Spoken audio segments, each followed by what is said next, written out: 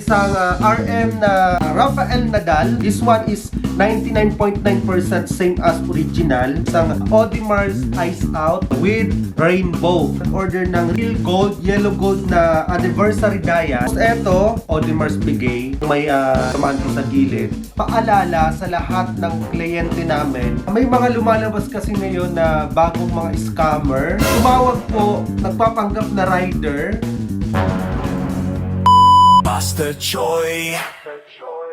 Yo, panibagong araw, panibagong rin ng mga master. Okay, meron tayo ditong iba't ibang klase ng watch. Ipapadeliver natin doon sa LBC. Doon sa client namin na nanonood nito, dumating na yung Rafael Nadal, Richard Mille na order mo sa amin. At the same time, etong in-order mo rin sa atin na Audimar's Bigay. Tapos doon sa client namin na nag-order ng real gold, yellow gold na anniversary dial, andito na rin po yung order mo sa amin. Pero i-flex ko muna. Bago yan mga master, no? Meron po akong paalala sa lahat ng kliyente namin, especially po sa mga LBC transaction, doon sa mga cash on delivery. May mga lumalabas kasi ngayon na bagong mga scammer, may mga nangyari na din sa ibang kliyente namin. So beware po mga master, once po na COD ang transaction natin, halimbawa po, di ba nag-deposit po kayo sa amin ng, let's say for example, nag-deposit kayo ng 5,000, tapos ang remaining balance is sa LBC nyo na siya babayaran. Ganun usually ang transaction natin. COD, ibig sabihin po, kaliwaan po ng bayad. Pagdating po ng item doon sa lugar ninyo, tatawagan po kayo ng LBC, tapos ipipresent po sa inyo yung item, pwede mo po siyang buksan, tingnan mo, bago po kayo magbayad doon sa courier. May mga incident po kasi na tumawag po, nagpapanggap na rider, andito na po kami sa lugar ninyo, hindi po kami makakapag-accept ng cash, kailangan isend nyo po sa bank account namin. Huwag po kayo maniniwala doon. Ganun po ang transaction master, automatically scammer po yun.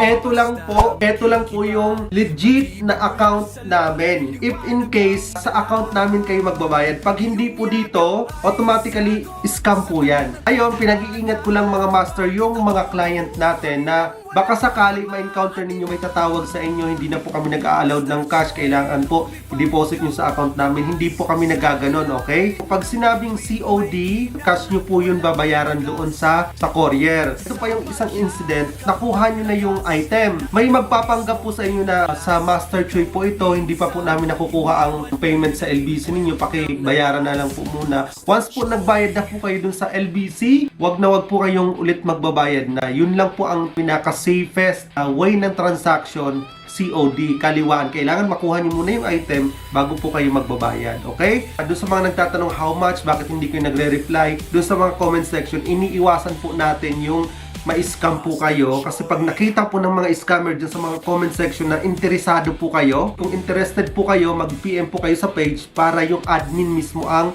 makikipag-usap sa inyo. So anyway, eto na master, eto na yung order mo sa amin. Isang RM na Rafael Nadal. Ang ganda ng Rafael Nadal, oh. Parang si Kichi Nadal.